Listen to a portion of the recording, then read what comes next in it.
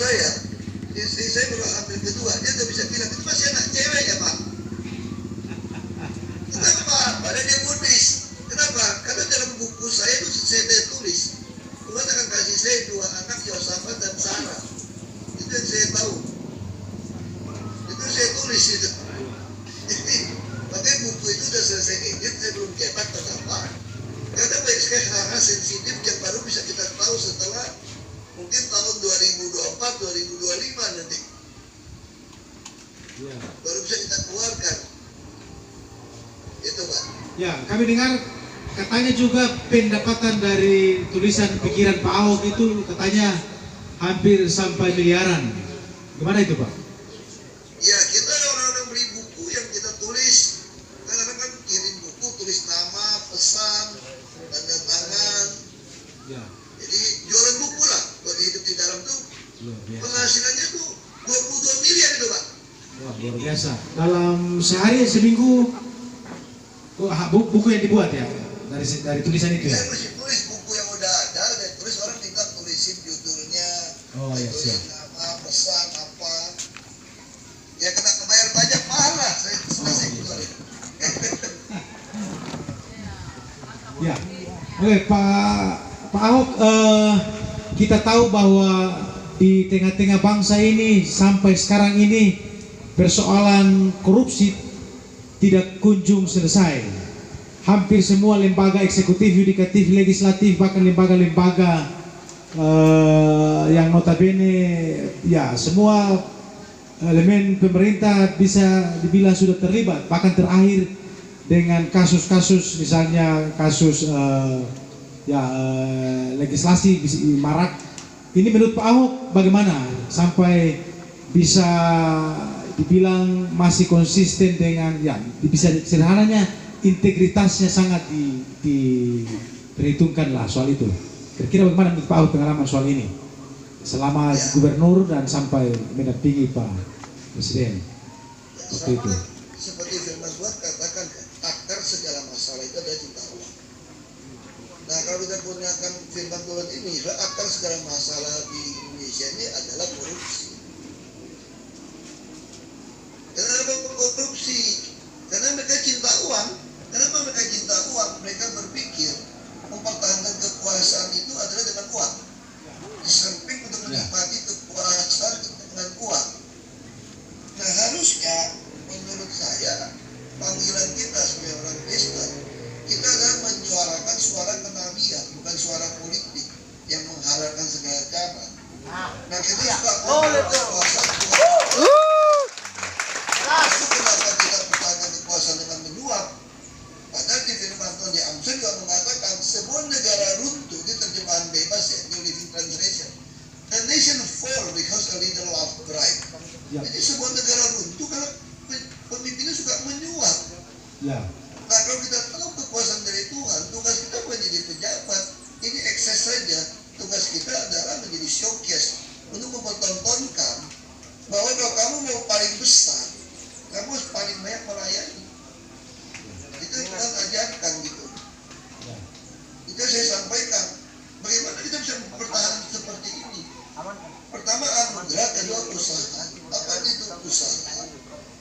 Kita harus setiap hari baca firman Tuhan sebagai penuntun kita, supaya kita seperti Timotius, karena firman Tuhan itu memang bermanfaat untuk mengajar, menyatakan kesalahan kita, memperbaiki kelakuan kita, mendidik kita di jalan kebenaran. Nah kalau kita tanya sama anak-anak pemuda, kalau misalnya minggu depan dosen atau guru Anda bilang begini, minggu depan kita mau ulangan mid semester, kira-kira gitu ya. Terus pasti pada banyak, ulangan apa? Pokoknya semua mata kuliah, mata pelajaran, suka-suka saya pilih yang mana minggu depan. Wah pasti pada protes. Gak bisa Pak, masa kayak begitu? Yang protes tidak lulus, silakan pilih mau datang ujian atau enggak. Nah apa yang dilakukan oleh mahasiswa atau pelajar? Dia akan pelajari semua pelajaran yang di semester itu atau di masa pelajaran itu. Jadi kalau dari 8, 10 kelas 1 minimal Cuma dia salah satu dia udah belajar. Nah, dalam hidup ini kombinasi ujian itu kita nggak tahu. Ujian hidup begitu bangun pagi, begitu angkat telepon, begitu buka WhatsApp, buka Instagram, kita menghadapi ujian. Bagaimana kita begitu berani menghadapi ujian hidup tanpa belajar, tanpa persiapan.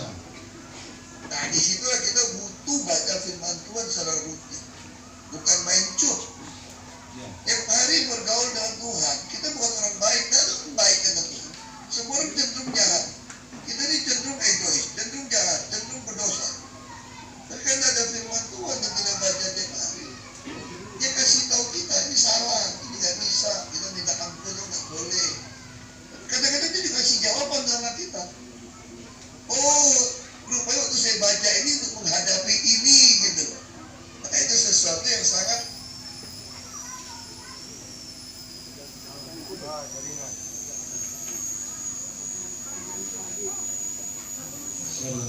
kita perlu sukacita terbaik. Persiapan yang paling penting adalah menyediakan waktu dengan Tuhan. Jadi bagi saya yang terpenting dalam hidup ini adalah menyiapkan waktu dengan Tuhan. Gitu Pak. Ya, dari soal integritas, membaca firman Tuhan, kemudian punya waktu dengan Tuhan sangat penting ya.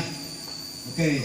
Ya, Pak Ahok bisa juga share dengan kami soal dalam gaya memimpin Pak Ahok ini kan banyak para politisi tidak menyukai ya di negeri ini. Hampir rata-rata apakah eksekutif, legislatif, yudikatif hampir rata-rata tidak menyukai.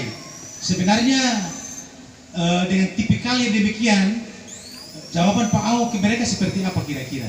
Apa yang Pak Ahok lakukan terhadap mereka? Ada berbagai cara jawabnya yang lucu. Salah satunya begini. Konfusius filsuf Tiongkok ditanya dari muridnya, "Guru, bagaimana kami tahu seorang pejabat publik atau politisi itu sudah di jalan yang benar?"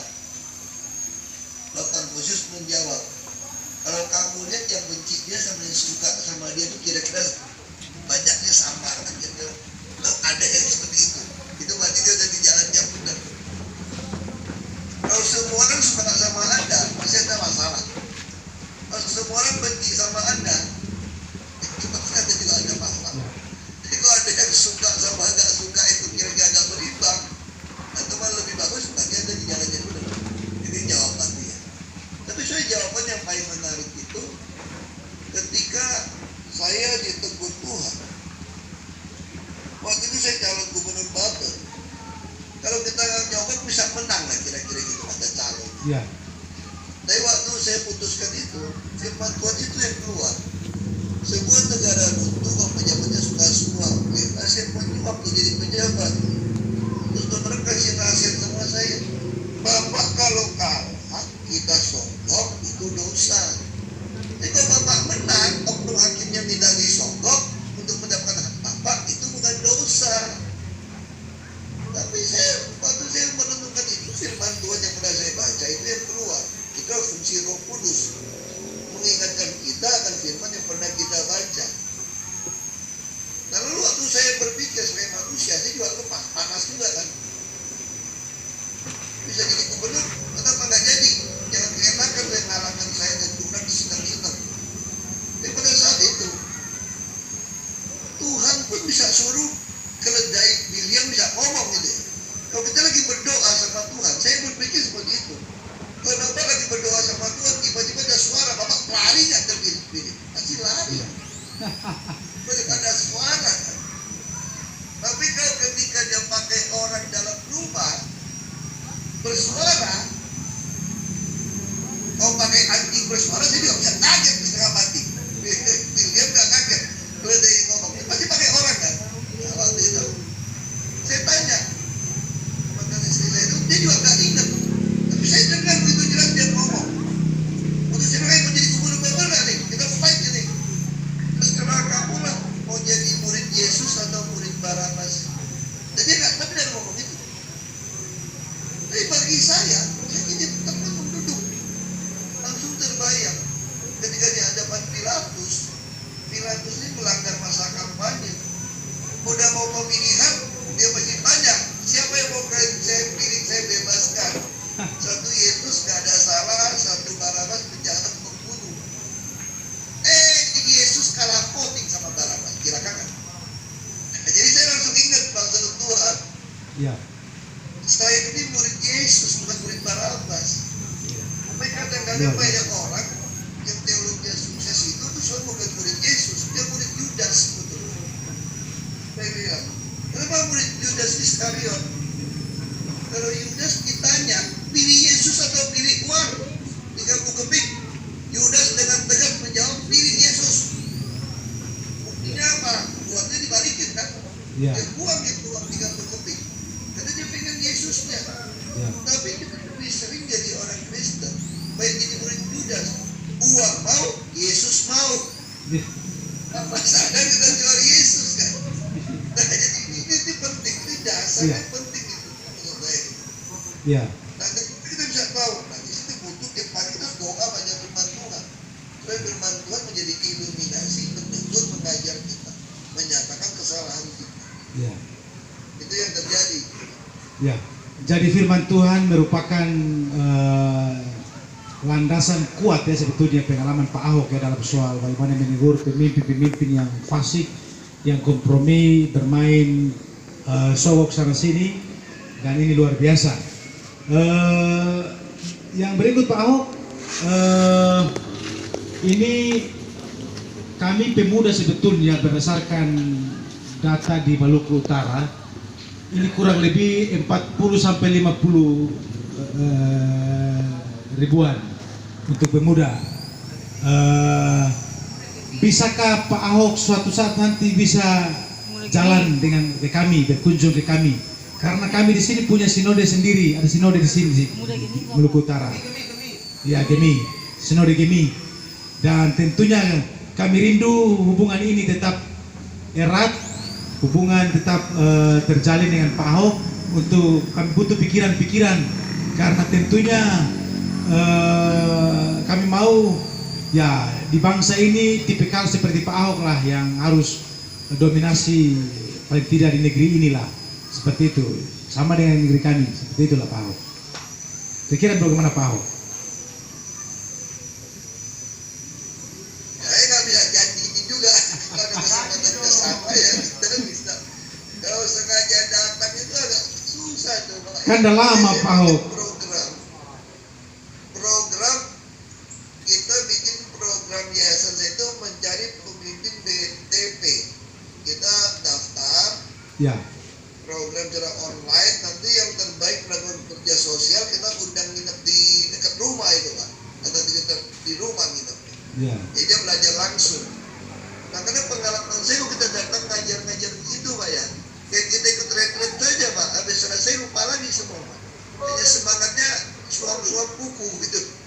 Lagi di camp semua merasa wah mau bertobat, pulang camp balik lagi. Ya. Nah, kita belajar berenang juga Pak. Jadi kalau menurut saya jauh lebih baik, ya kan? Jauh lebih baik itu saya pikir kita kan baca firman Tuhan dulu lah baik-baik. Nanti Tuhan akan tuntut Anda mau kerjakan apa. Bukannya mendatangkan orang sebetulnya. Ya. Tuhan kasih saya bisa seperti ini. Semua pemuda juga bisa ngalamin seperti saya. Ya. Karena kan kita hidup dan anugerah Tuhan. Kadang-kadang ini anugerah dan usaha.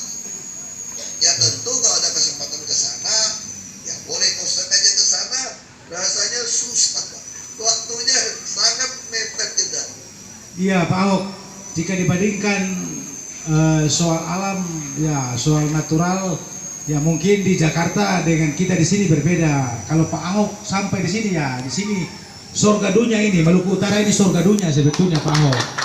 Jadi kami berharap Pak Ahok bisa ke sini, ke Maluku Utara. Kami berharap. Ya pasti mau ke sana. Saya udah pernah ke sana, Pak. Kapan itu Pak Ahok? Kapan itu Pak Ahok? Kapan? Ya saya pernah sampai ke sekolah, Pak. Jauh itu Bang Ahok, jauh. Ke Sumba ya? Utara itu. Sula, Ternate. Oh ke Sula. Oh jauh itu Bang Ahok. Sekarang Maluku Utara, saya ke sana. Iya, waktu Saya ngundang saya ke Morotai pun saya belum sempat ke sana ke Morotai. oh ke Sula dan ke Morotai ya. Ya, Morotai pun belum pernah. Tahun berapa itu Bang Ahok? Waktu DPR. Oh DPR, oh waktu DPR. Oh ke Sula ya, ke Sula ya, ke Sula ya. Ya. Oh ya, sorry. Ya, ya itu kalau ke maksud kami ya agak ke utara lah, agak ke utara, utara barat. Kemudian ya karena kita mayoritasnya di situ maksudnya, sehingga kita butuh pikiran Pak Ahok. Kita mau ya berhadapan lah untuk kita saling timba pengalaman kan itu kan lebih baik. Pak ya, sedangkan semua pertanyaan itu saya jawab di YouTube saya Pak. Oh ya Yang siap. panggil BTP itu Oke. semua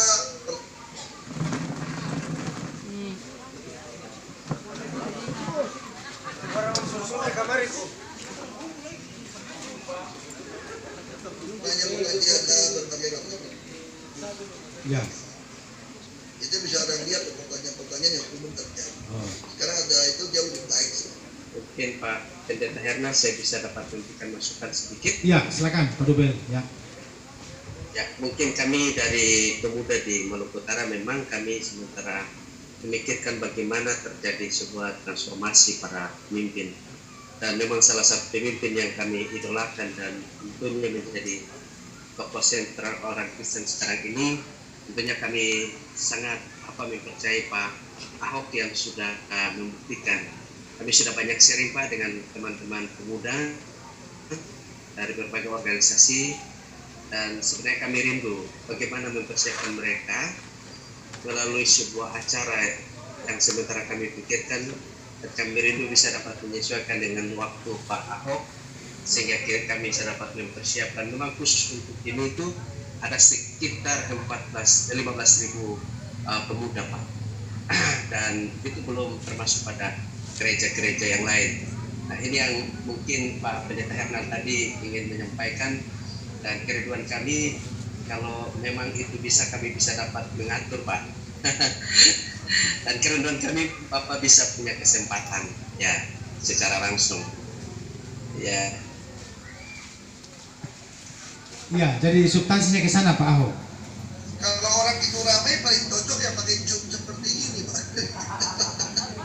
Oh. Ya. Ya sekarang ini kan sudah nggak ada COVID lagi kan Pak Ahok. Kita Maluku Utara bebas COVID sekarang Pak Ahok. Soalnya gini Pak, kita pergi satu lokasi, satu sinode, nanti yang lain minta juga Pak, kita nggak pergi pada protes Pak. Jadi ada repot. Ya kita selalu Jadi sudah skip satu acara. Karena Tommy bilang ini mesti itu katanya. Waduh jam 1 jam 2 aku benar ya saya bilang ya. Yaudah kita skip deh. ya Bang Ahok kita selalu dalam presentasi Menteri Percepatan Pembangunan kan selalu dibilang Maluku Utara adalah wilayah yang tertinggal. Kalau tidak salah Pak Ahok kesini kan pasti bisa jadi garda terdepan. Kan bisa begitu kan Pak Ahok? Saya punya keyakinan begini Pak. Kalau pemuda-pemuda baik yang mengerti tentang konsep pelayanan Yesus, yang mengerti kekuasaan Tuhan yang esa, yang mengerti kita melakukan suara kenabian, yang mengerti harus jadi pelayan, bukan jadi pemimpin yang dilayani, itu masuk ke DPRD, semua uang di APBD, APBN akan untuk rakyat. Makanya saya mendorong para pemuda itu untuk mau masuk ke politik. Makanya saya latih mereka bagaimana langkah-langkahnya. Mulai dari DPRD tingkat 2 dulu. Karena kalau kita gunakan satu kalimat Abraham Lincoln, Presiden ke-16 Amerika, karakter sejati seseorang baru teruji ketika dikasih kekuasaan. Banyak orang berkoar-koar, begitu masuk ke dalam pemerintahan, dia terlarut, dia menjadi gandum di antara lalang. Kekayaan dan kenikmatan hidup membuat dia tidak mampu menghasilkan buah. Nah itu yang paling bahaya ketika masuk ke dalam pemerintah. Dia berpikir memperoleh kekayaannya. Makanya saya bilang yang paling penting adalah jangan firman Tuhan baik-baik. kita bekerja membantu rakyat, saatnya sampai Anda akan dipilih. Anda akan masuk ke pemerintah. Ketika Anda masuk ke pemerintah, Anda tidak berpikir mempertahankan kekuasaan. Nah, kalau dia bisa sukses jadi DPRD, kalau usah pakai uang pasti jadi bupati kok. Itu saya alami. 93% positif juga pilih saya bupati, tambah saya sokong saya bisa. Ketika saya di DPRD bekerja buat mereka. Jadi calon di Jakarta, malahan KPU dia menyetok sumbangan. Kita terkumpul lebih dari 76 miliar. Orang sumbang. Jadi kita bisa, gak bikin baju, gak bikin apapun. Nah yang penting, ya Firman Tuhan juga bilang, nama baik lebih berharga daripada kekayaan besar. Jangan berpikir yang kekayaan Anda bisa mempertahankan kekuasaan. Semua orang nyogok, dia lupa diri siapa. Tapi kalau Anda mempunyai karakter teruji, melayani orang banyak, mereka kan pilih kok. Soal Anda tidak jadi, itu waktu Tuhan. Tuhan tahu mana lebih baik menaruh.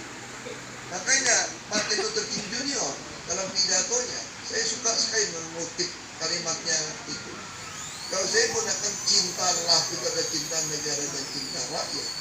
Dia bilang begini, kalau kekuasaan tanpa cinta negara dan cinta rakyat, itu pasti kasar dan sembrono. Ya, setuju. Tetapi cinta negara dan cinta rakyat tidak memiliki kekuasaan, itu hanya sentimental dan kurang damai. Nah, di mana posisi kekuasaan terbaik? Kekuasaan terbaik itu ketika dia suka mengimplementasikan tuntutan dari keadilan. Dan keadilan di posisi terbaik, itu kan justice, itu keadilan sosial. Keadilan posisi keadilan sosial atau posisi terbaik ketika menggunakan kekuasaan mengkoreksi segala sesuatu yang berdiri menentang cinta negara dan Tuhan. Dan negara ini didirikan untuk mewujudkan keadilan sosial, justice for all. Lalu bagaimana kita bisa mewujudkan keadilan sosial kalau kita tidak paham dan dapat kita mesti masuk memiliki kekuasaan? Jadi kita tidak paham apa sikap kita melihat kekuasaan dan keadilan itu seperti apa itu sistemnya. Tugas kita itu apa sih di pemerintah? Ini sangat baik ketika Salomo ditanya oleh Tuhan, kamu ingin minta apa? Dia nggak minta kekayaan atau nama baik. Udah ada terjemahan Inggris sehari-hari, dia gunakan apa? Saya pengen punya hikmat bisa mengadministrasi keadilan sosial untuk rakyat yang begitu besar. Jadi harusnya pejabat kita tugasnya itu adalah mengadministrasi keadilan sosial dalam rangka mewujudkan keadilan sosial. Nah, saya kira itu bisa saya bagikan. Ya. Oke, Pak Ahok, kita masih punya berapa menit? Kurang lebih 13 menit lagi. Satu pertanyaan Pak Ahok. Kalau kemudian misalnya sebagai tokoh Kristen yang punya integritas, punya kapasitas yang tentunya seperti Pak Ahok ini, lalu kemudian ke depan 2024 ini ada partai yang minang untuk Pak Ahok maju dicalonkan sebagai presiden atau wakil, siap nggak? Kalau itu urusannya saya anggota PDI Perjuangan. Oh, PDIP ya. Jadi kalau ibu yang perintah itu mungkin mukjizat itu namanya. Ini semua teriak ini, semua teriak, semua berteriak harus maju. Karena kita nggak bisa maju tanpa diusung oleh partai politik. Dan Setuju. politik Ya. pengusung itu ada di Ibu Megawati. Ya. Sejauh ini hubunganmu? Jadi itu menarik juga karena kita bisa image lewat Anies kan, satu turunan Arab, satu turunan Cina, kita selesaikan negara ini. Iya. Tapi Bang Ahok, Maka doakan saja Iya. mukjizat itu terjadi untuk image gitu kan. tapi sejauh ini hubungan dengan Mbak Mega masih akur-akur aja ya Mbak ya, Bang Ahok ya? Masih. Saya termasuk orang yang rutin 1 bulan, 2 bulan sekali ketemu ketemu beliau secara pribadi. Oke, ya. Oke, ya. Bang Ahok, ini ada satu wanita mau ingin bertanya. Ya, silakan perempuan, langsung saja berdiri. Perempuan. Cepat. Ya, kita masih punya berapa menit? 2 orang, adik. Ini saya kira-kira pesan buat pemuda. Ya. Ini ada suara wanita yang ingin tanya. Nah, silakan. Ya langsung ke device-nya Pak Nalia. Shalom Pak Ahok. Salam hormat dari Halmahera Utara. Ibu ada di sana. Iya, saya ada. Saya Koni Maneri. Nama saya Koni Maneri. Saya cuma berterima kasih buat Pak Ahok bahwa inspirasi yang diberikan oleh kami kepada kami pemuda Halmahera Utara, Maluku Utara maksudnya, yang ada di Halmahera Utara khususnya di Kaulopra, bahwa kami berterima kasih karena Pak Ahok boleh hadir saat ini. Dan ada pesan-pesan rohani yang kami terima bahwa ketika kasus penistaan agama, bukan juga yang tadi Bapak sudah singgung masalah kehilangan istri, dan kami boleh simak tadi itu, dan kami terima kasih. Bahkan yang ketiga itu kami hanya meminta bahwa ketika maju menjadi calon presiden, kami mau bahwa Pak Ahok nomor papan 1 bukan papan 2, papan 1. Terima kasih, begitu dari saya Halmahera Utara. Tuhan yang berkati Pak Ahok. Salam hormat buat ibu dan keluarga. Terima kasih. Ya, satu lagi, mari lagi-lagi. Ya, satu lagi Bang Ahok. Nanti Bang Ahok menjawab respon sekalian. Selamat sore Pak Ahok dari Halmahera, dari Indonesia Timur. Nah, pertanyaan saya di sini, kan saya kemudian tidak pernah menentukan tempat lahir saya, tapi saya bisa bermimpi atau 1000 mimpi dimanapun saya berada. Nah, pertanyaan saya, kemudian saya akan menghadapi masalah-masalah yang akan datang dalam kehidupan saya sebagai pemuda Gemi. Nah, dalam menghadapi atau revolusi mental yang mungkin pergumulan Bapak selama ini, mental seperti apa yang dimiliki oleh pemuda, khususnya pemuda Gemi, yang sementara hadir saat ini dalam menghadapi perkembangan zaman sekarang ini versinya Pak Ahok. Mungkin itu saja, terima kasih. Ya, demikian Pak Ahok langsung direspon 2 pertanyaan Pak Ahok. Ya, silakan Pak Ahok. Ini ada Pak Kutub, tahu kan, pemain catur, Ya. master, Ya. fraksi PDI Perjuangan di DPR. Dia bilang begini, Pak Ahok ini nggak cocok jadi orang nomor 2, nomor 3, dia cocok nomor 1. Semua berteriak ini Bang Ahok. Semua bersorak gempita ini Bang Ahok. Semua bersorak gempita. Katanya sekarang dia agak kamu sengsara kan di Pertamina, kamu ini urutan nomor 5 gitu. Urutan nomor 5 putusan. Nomor 1 presiden, dan saya itu masuk akal juga. Nomor 1 presiden, nomor 2 Menko, nomor 3 Menteri BUMN, nomor 4 Dirut, baru saya buat putusan.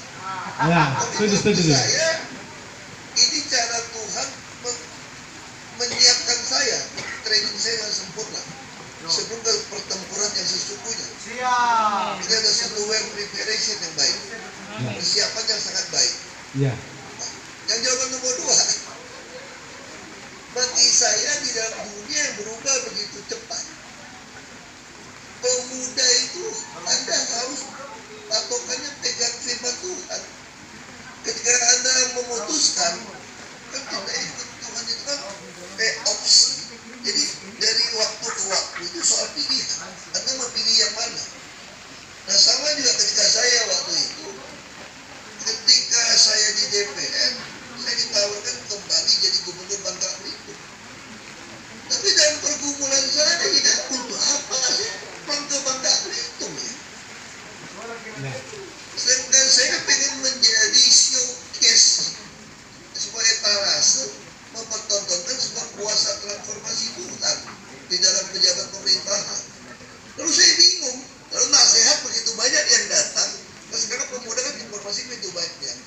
Nasihatnya baik-baik semua. Ini loh Hok, kalau mau jadi gubernur DKI itu, jadi gubernur Babel dulu 10 tahun, nanti udah sukses baru ke sana. Ini nasihat sangat baik.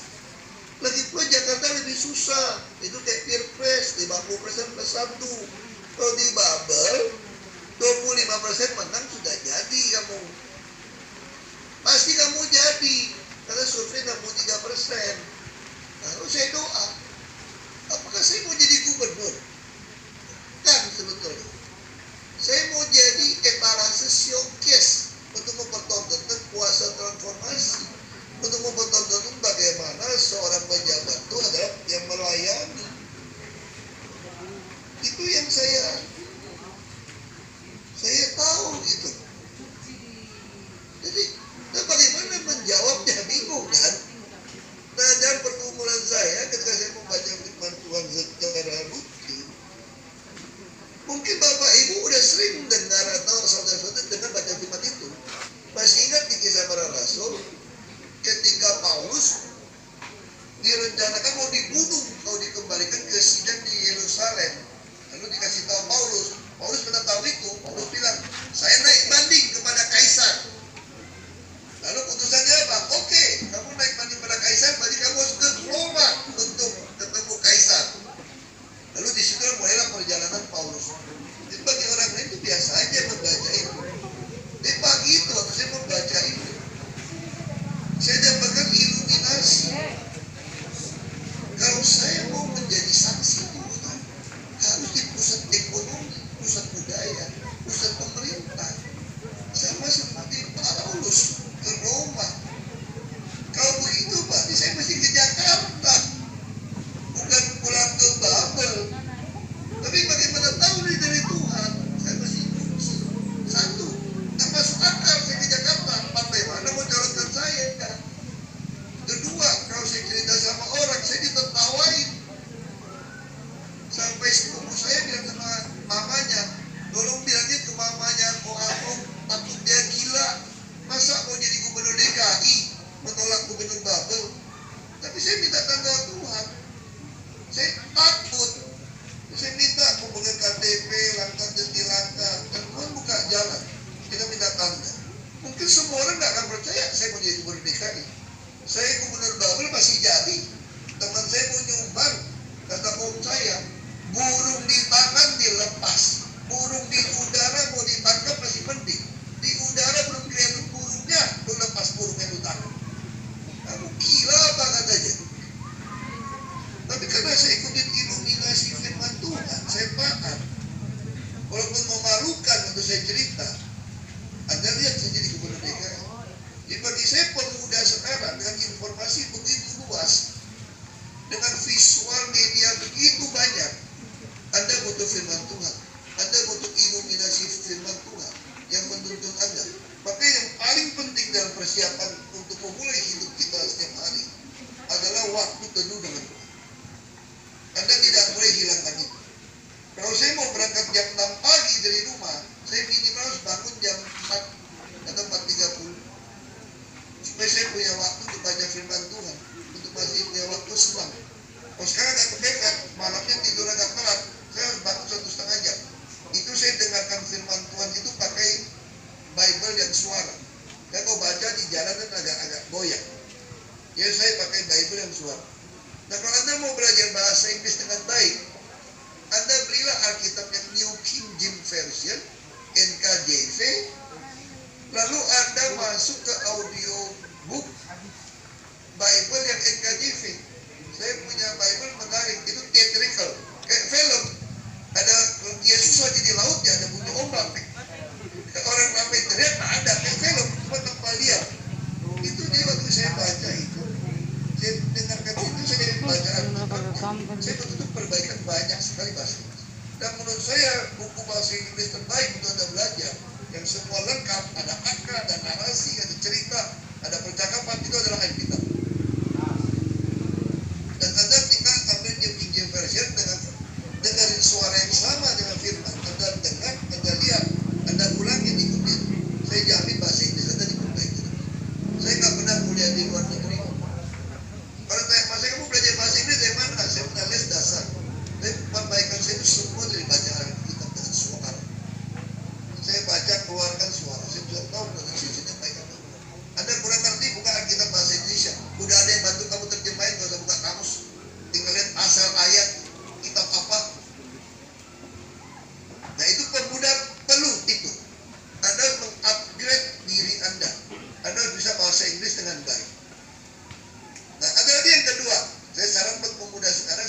firman Tuhan, banyak sekali aplikasi di HP.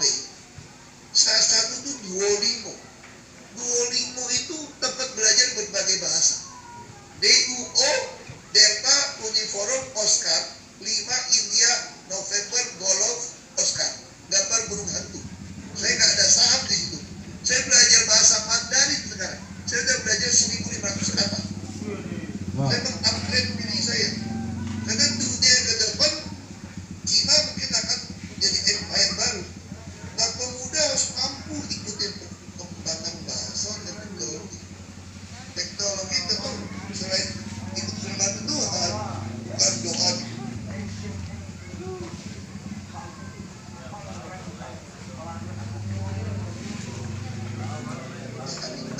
Jadi kan begitu. Ya, penting. Kalau ada pengalaman di bahasa, update bahasa. Dan lebih penting lagi, terakhir, untuk kita tutup.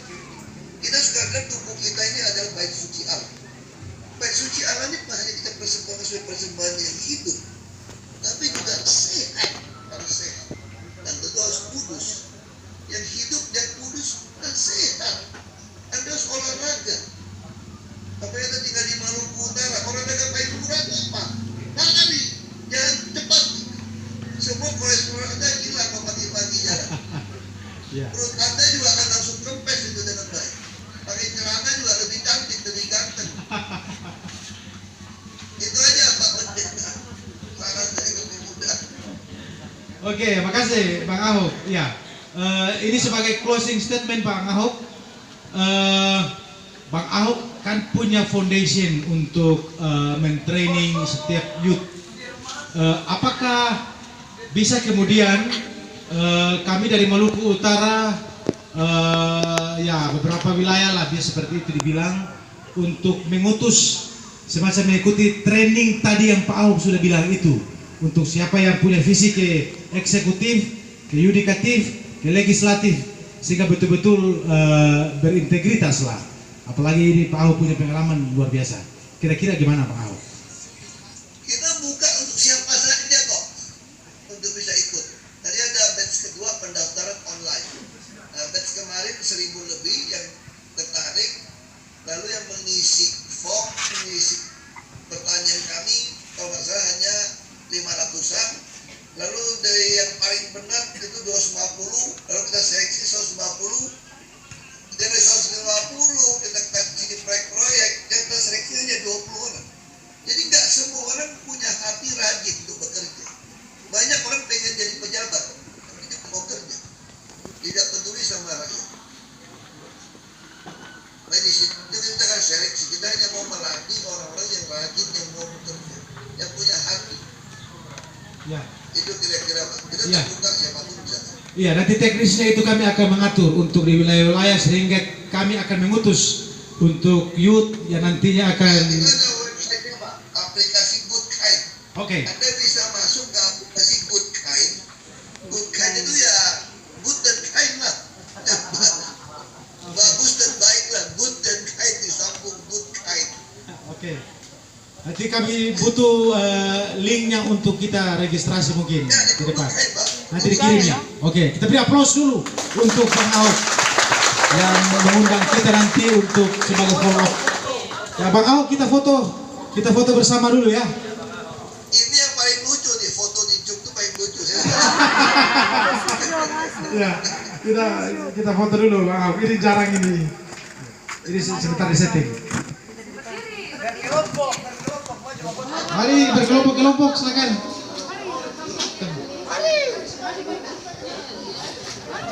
Ini luar biasa Bang Ahok sebagai follow up akan mengundang youth untuk kita melatih training kita ya. Ya, ayo cepat.